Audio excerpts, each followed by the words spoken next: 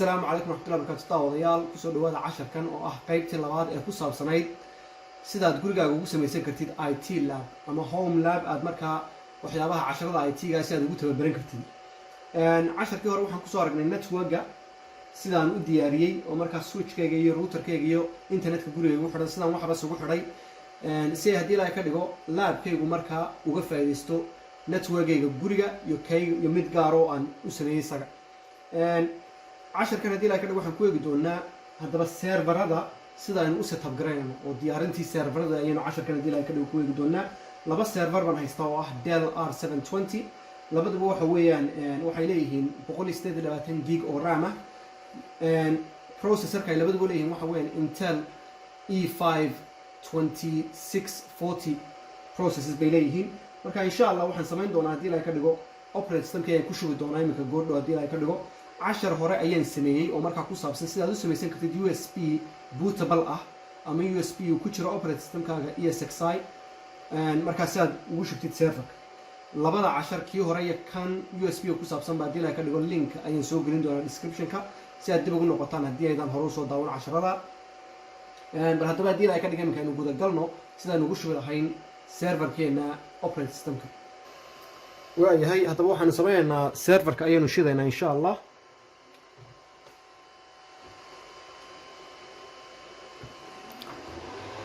sanqadhaad maqlaysaan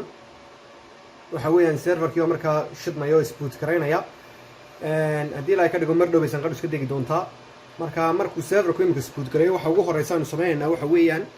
F11 ayaan taabanaya anigu Dell server ayaan haystaa marka waxaa laga yaabaa hadduu adiga computerkaagu nooc kale yahay HP ama nooc kale haddii serverkaagu yahay waxaad u baahan tahay inaad soo ogaatid badhinka la taabanayo markaad gelaysid boot menu-ga marka si aad boot menu-ga u gashid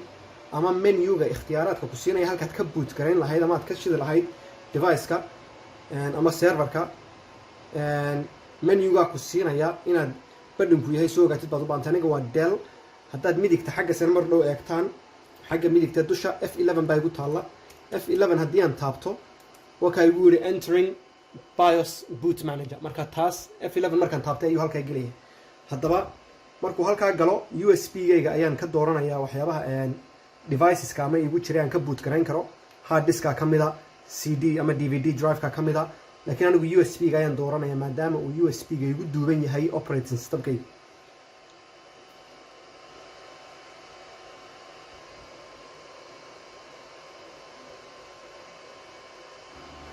waayahay wuxuuna geeyay menu-geenii laga boot garaynaya ama boot manager-keenii haddaba anigu waxaan tegayaa BIOS boot menu enter baan taabanayaa kabacdina wuxuu eegayaa bal waxyaabaha ku xidhan ama hard disk ha noqoto ama USB ha noqoto ama DVD ha noqotee waxyaabaha inoogu xidhan aynu ka boot garayn karnay ayuu eegayaa normal buu yidhi oo runtii hard diskigaaga caadiga ka boot garaynaysa hard disk buu yidhi oo C drive-ka ah laakiin haddaad eegtid waxaa kusoo xidhan dhowr waxyaabood oo kale SD card maxay ahayday halkan integrated RAID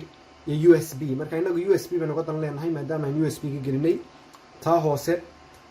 ay USB ku taalo ayaan markaa ikhtiyaarkaasan dooranaya anigu markaan enter taabto USB-ga ayuu markaa haddii la ka dhigo gelaya waxa weeyaan waa boot menu-gii baanu galnay markaa operating systemka loo yaqaano ESXi 6.7 wakaa is shiday haddaba imika operating systemka ayuu noo shidayaa wax yar baynu sugaynaa insha Allah intuu markaa uu gudagalayo operating systemka installation-kii ayuu noo bilaabay hadda mar dhow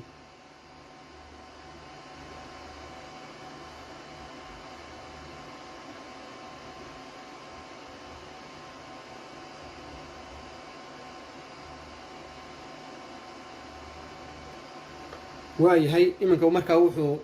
aanu galnay qaybtii installation-ka waa kan yidhi haddaad doonaysid inaad wadid installation-ka continue enter taabo haddii kalena escape si aad uga baxdid enter baynu taabanaynaa marka horeynu sii soconaynaa haddii aad agreement-ka ama license-ka iyo qaanuunada ay leeyihiin VMware aad aqbalaysid waa F11 baad taabanaysaa haddii kalena dib baad uga bixi kartaa escape baad taabanaysaa F11 baynu leenahay si aynu hore ugu sii soconno haddaba wuxuu eegayaa bal waxyaabaha hard diskada ku xidhan computerka oo ah markaa insha Allah halkii uu ku shubi lahaa operating systemka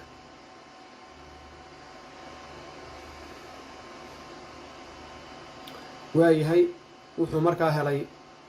3 hard disk ugu sareyso ah hard disk 250 gig igu xiran markaa serverka integrated SD card markaa ku dhex jira oo isaguna 2 gig ah iyo USB gaygii markaa tan sare ayaan dooranayaa hard diskayga baaxadda weyn ah enter baan taabanayaa marka halkaas ayaan doonaya inaan ku shubo operating systemka insha Allah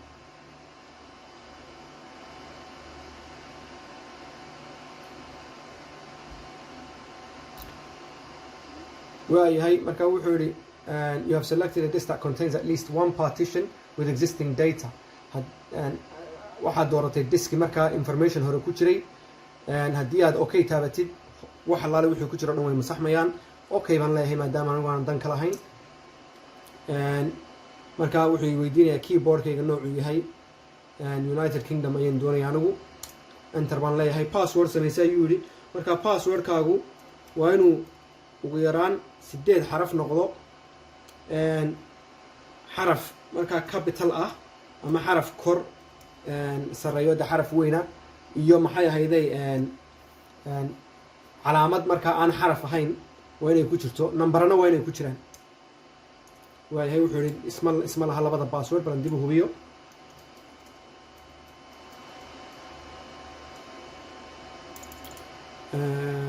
tanaan soo soxo markaa numbers iyo upper case iyo lower case waxay dhahdaan upper case oo xurufaha waaweyna iyo lower case oo xurufihii oo yaryara iyo numbers oo number ah iyo calaamado markaa sida dhibic oo kale ama calaamad dheer exclamation kale leadka dhibicda hoosta kule oo kale marka waa calaamad aan xaraf ahayn ama aan number ahayn aad ku dartid enter baad taabanaysaa markaad intaa samaysid waayahay marka wuxuu yidhi F11 haddii aad doonaysid inaad installation ka dhamaysid badhinka loo yaqaano F11 ee keyboardka ku yaala taabo haddii kalena F9 saad dib ugu noqotid ama escape inaad cancel aad ka baxdid markaa F11 baan leeyahay marka insha Allah waa ka bilaabay haddaba wuxuu sameynayaa hard diskigayga ayuu ku duubayaa operating systemka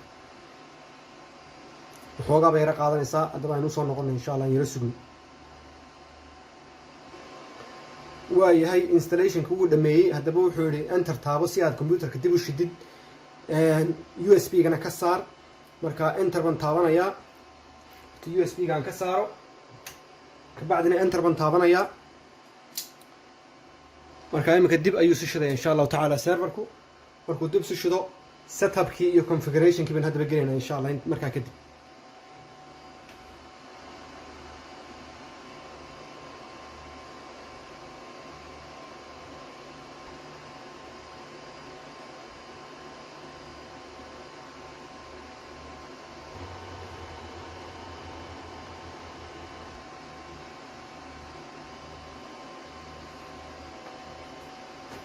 وكا marka dib soo shido operating systemki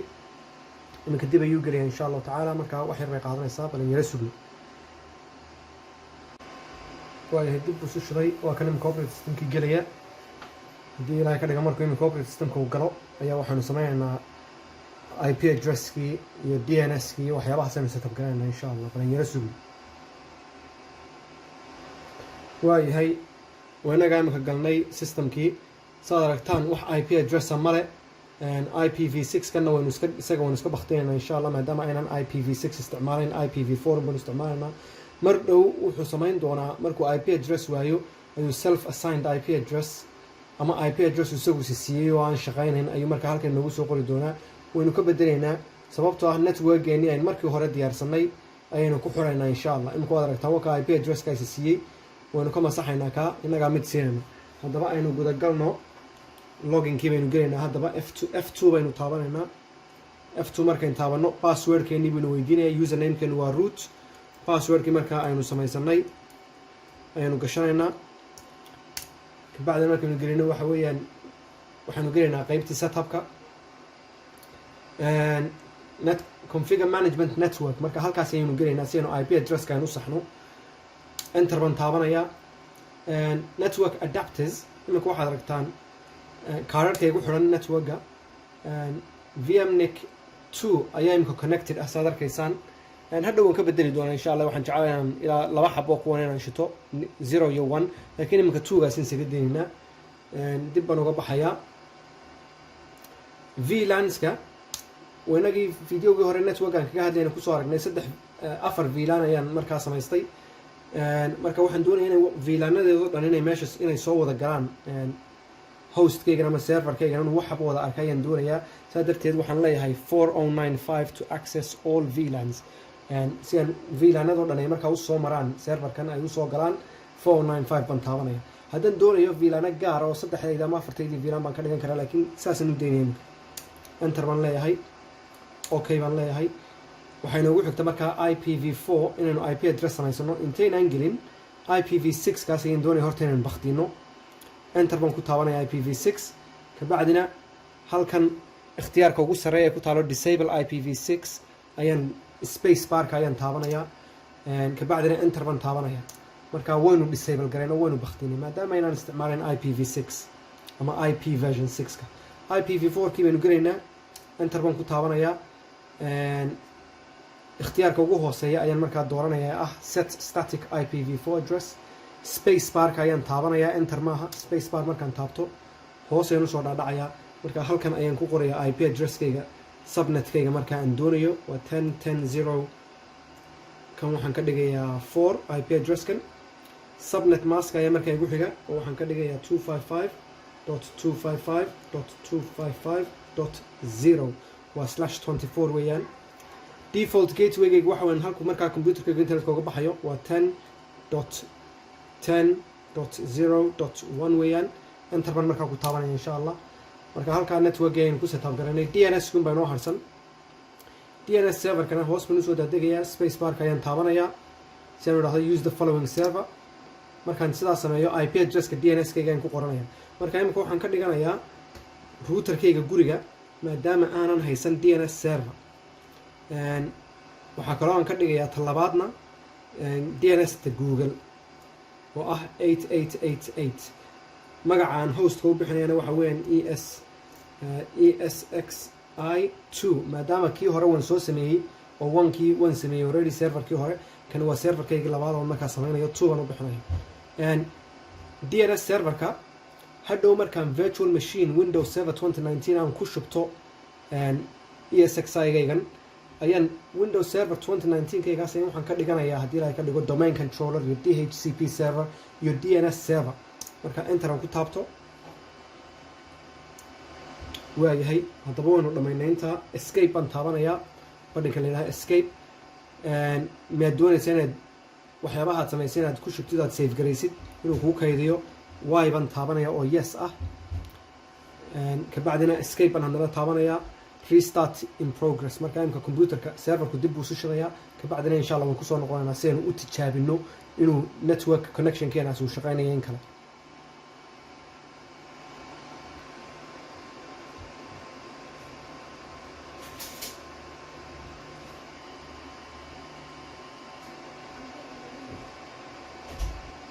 waayahay dib ayuu isu shiday serverkii haddaba aynu gudagalno tijaabintii markaa networkii inuu shaqaynaya in kale waxaan eegaynaa inaynu la xiriiri karno default gateway-geena IP address-keenu sameynay afwan passwordkii baan khalday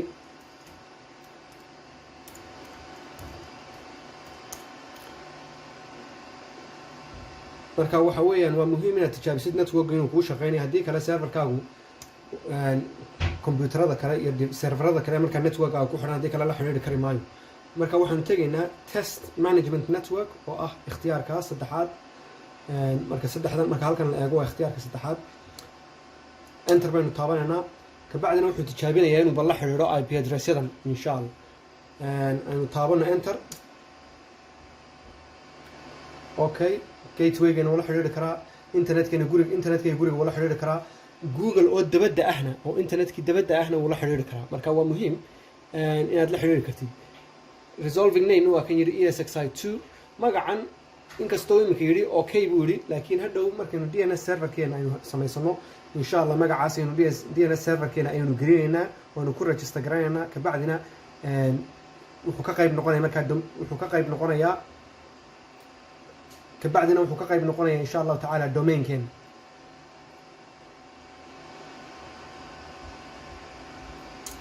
okay baan taabanayaa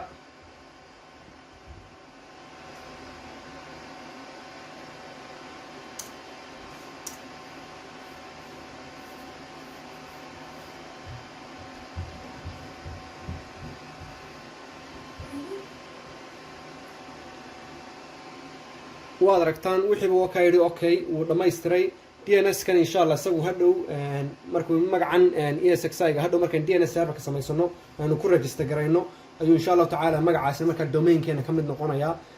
laakiin iminka waxa weeyaan wixiiba way wada shaqeynayaan internetkii dabadda waan la xiriiri karnaa routerkayga guriga waan la xiriiri karnaa default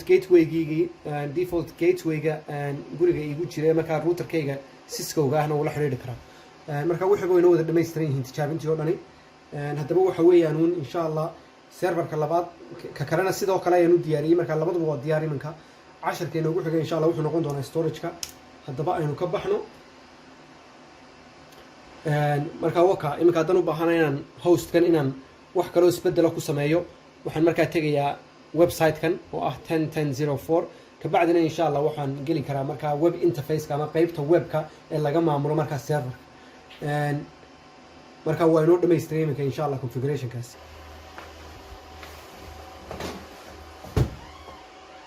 daawadeyaal saad arkaysaan waxaa inoo dhammaystirmay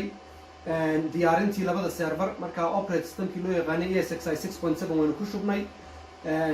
networkii waynu wada diyaarinay oo waa la xiriiri karaa networkeena gudaha oo dhan iyo ka dabadda internetkaba insha Allah casharka inoogu xiga waxaynu samayn doonaa storage serverskeena QNAP-ka loo yaqaano ayaynu ku xidhi doonaa haddii ay ka dhigo serverada waxaan rajaynayaa insha Allah tacaala inaad casharadan aad ka faa'iidaysateen fadlan like taabta subscribe gareeya dadkana la wadaago share gareeya وأنا عشر كان نوجه إن شاء الله والسلام عليكم ورحمة الله وبركاته.